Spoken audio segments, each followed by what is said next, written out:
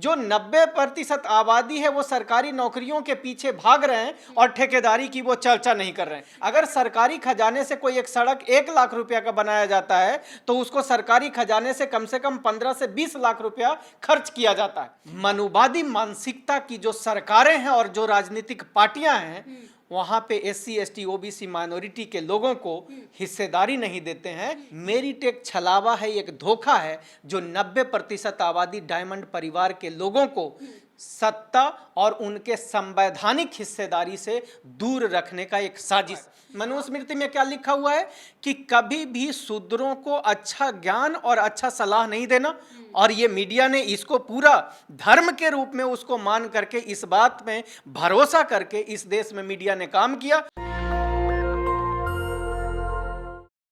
नमस्कार, मैं निधि रतन और आप देख रहे हैं नेशनल दस्तक। भाजपा सरकार कह रही है कि अब की बार मोदी सरकार, वो भी 400 के पार, लेकिन धरातल पे स्थिति उसकी उल्टी है। जनता कह रही है कि अब की बार मोदी सरकार सीधा सत्ता से बाहर। जिस तरीके से तमाम कंपनियों का निजीकरण हो रहा है, ये बहुजन समाज के लोगों के लिए ज़्यादा चिंता का विषय बनता जा रहा है। मेरे साथ हैं खास मेहमान, बहुजन चिंतक। उन्हीं से जानेंगे कि आखिर बहुजन समाज की नाराजगी क्यों है। सर, हमारे चैनल में आपका स्वागत है।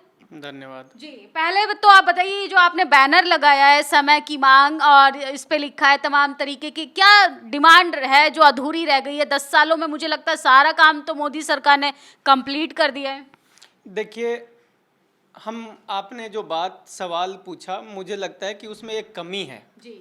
हम मांगने की स्थिति में नहीं हैं, और मुझे लगता है कि मांगने से पिछले 75 साल में इस देश के बहुजन SC ST OBC माइनॉरिटी, आजकल हम इसे डायमंड परिवार कहते हैं, क्योंकि ये वो समाज है जिसको हजारों साल से लोगों ने शोषण किया, और पिछले 75 साल में इस देश में जो सरकारें रहीं वो चंद लोगों को फ़ायदा पहुंचाने के लिए काम की है। नतीजा यही है कि आज 80 करोड़ लोगों का जीवन जो है वो 5 किलो अनाज पे निर्भर कर रहा है।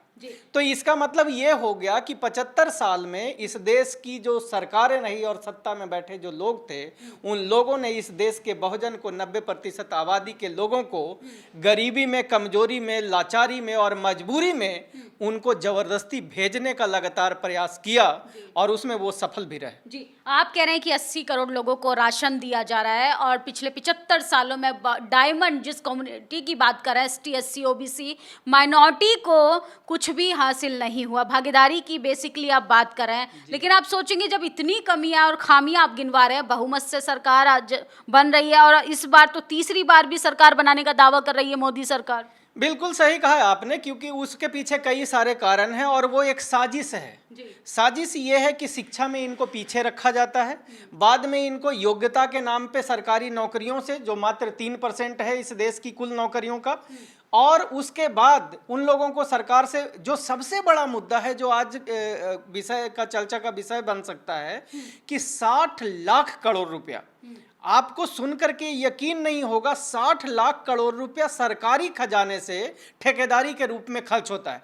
और ये जो अमाउंट है, मैं आपके दर्शकों को बता दूं कि ये भारत सरकार के बजट से ज़्यादा है। भारत सरकार का बजट है मात्र 46 लाख करोड़ रुपया, और 60 लाख करोड़ रुपया जो ठेकेदारी के माध्यम से खर्च किया जाता है। यहाँ पे ठेकेदारी को मैं जरूर आपके दर्शकों को समझाना चाहूँगा कि ठेकेदारी है क्या, और ठेकेदारी में हिस्सेदारी की मैं बात क्यों कर रहा हूँ। ठेकेदारी तो एक ऐसी चीज है जो GDP का 20% वो ठेकेदारी पे खर्च किया जाता है, और वो अमाउंट बनता है 60 लाख करोड़ रुपया। और वहीं दूसरी तरफ आप देखोगे, सरकारी नौकरियों में मात्र GDP का 3% खर्च किया जाता है, जो अमाउंट बनता है 9 लाख करोड़ रुपया। आज इस देश के सारा युवा लगभग इस बात के लिए हमेशा लड़ाई लड़ते हुए दिख जाते हैं कि किस प्रकार से उनको सरकारी नौकरियां नहीं दी जा रही है। तो तब मुझे वो कहावत याद आता है कि हीरे की लूट और कोयले पे मार। मतलब हमारे देश की युवा, जो 90% आबादी है, वो सरकारी नौकरियों के पीछे भाग रहे हैं और ठेकेदारी की वो चर्चा नहीं कर रहे हैं। ठेकेदारी के ऊपर मैं क्यों बताना चाह रहा हूं आप लोगों को। देखिए, ठेकेदारी क्या होता है। अगर सरकारी खजाने से कोई एक सड़क 1 लाख रुपया का बनाया जाता जाता है तो उसको सरकारी खजाने से कम 15 से 20 लाख रुपया खर्च किया जाता है। और तब इसका मतलब ये हुआ 1 लाख का खर्च 15-20 लाख रुपया सरकारी खजाने से निकलता है, इसका मतलब लाभ इसमें मोटा है। और उस लाभ के जगह पे ये जो ब्राह्मणवादी मनुवादी मानसिकता की जो सरकारें हैं और जो राजनीतिक पार्टियां हैं, वहां पे SC ST OBC माइनॉरिटी के लोगों को हिस्सेदारी नहीं देते हैं। इसीलिए इस देश की जो SC ST OBC माइनॉरिटी के लोग हैं वो गरीब से गरीब होते जा रहे हैं और मात्र चंद प्रतिशत आबादी जो 10% लोग हैं वो इस देश में अमीर होते जा रहे हैं, क्योंकि वो बहुजनों के टैक्स का पैसा है। उस टैक्स के पैसा से जब उनके घर भरने की बात होती है तो तब वो लोग सारा पैसा लेकर के जाते हैं और टैक्स इस देश का 90% आबादी देता है। आप भागीदारी की बात कर रहे हैं, आप कह रहे हैं कि बहुजन समाज के लोगों को भागीदारी के आधार पे चीज़ें नहीं मिलती हैं। बहुजनों में मेरिट की कमी है। असल में मेरिट के आधार पे ही सब चीज़ें डिसाइड होती हैं। आप जिन 10% का एग्जाम्पल दे रहे हैं वो मेहनत कश लोग हैं, मेहनत करते हैं। आप देखेंगे तमाम वाइट कलर जॉब्स में वो उपलब्ध हैं, लेकिन बहुजन समाज तो मेहनत करने से ही कतराता है। देखिए, अगर आप एक सवाल के रूप में पूछ रहे हैं तो मैं इसका स्वागत करता हूं, लेकिन अगर एक जानकार पत्रकार के रूप में अगर आप मुझसे पूछते तो मैं आपकी जानकारी पे सवाल खड़ा करता।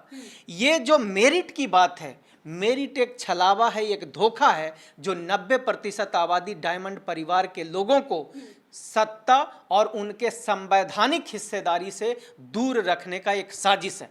आप पिछले इतिहास देख लीजिए, पिछले 10 वर्षों में आपको उन बच्चों ने जिन्होंने रिटन में, पीटी में और मेंस में बहुत अच्छा नंबर लेकर के आए और यही मेरिट के नाम पे जो इंटरव्यू किया गया या रखा गया, उस इंटरव्यू में जो बच्चे रिटन में और पीटी में अच्छे नंबर लेकर के आते हैं, 70 से 90% नंबर लेकर के आते हैं, उनको इंटरव्यू में 10% नंबर दे करके सरकारी नौकरियों से बाहर करने की व्यवस्था की गई है।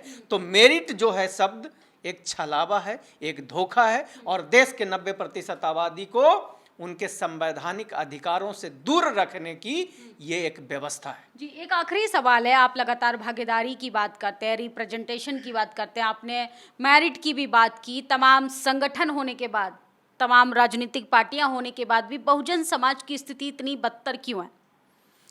क्योंकि बहुजन समाज के लोगों को अशिक्षित रखा गया, उनको मेरिट जैसे अन्य शब्दों में फंसा करके रखा गया, उनको धर्म के रूप में उनको बांटा गया।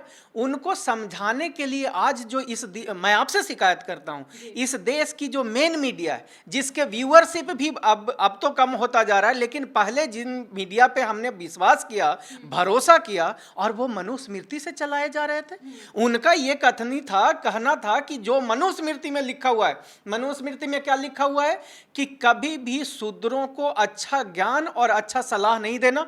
और ये मीडिया ने इसको पूरा धर्म के रूप में उसको मान करके, इस बात में भरोसा करके इस देश में मीडिया ने काम किया। और आज भी इस देश के बहुजनों को ये नहीं पता है कि उनकी स्थिति बेहतर करने के लिए उनको आर्थिक रूप से सशक्त होना पड़ेगा और उस सशक्तिकरण ये तभी संभव होगा जब वो शिक्षित होंगे, आर्थिक रूप से संपन्न होंगे, सरकारी और संवैधानिक संस्थाओं में जब उनकी हिस्सेदारी होगी तभी वो मजबूत होंगे और समाज में उनको मान सम्मान मिल पाएगा। जी, लोकसभा का चुनाव है, 3 चरणों का मतदान हो चुका है। देश की आवाम के लिए क्या कहेंगे?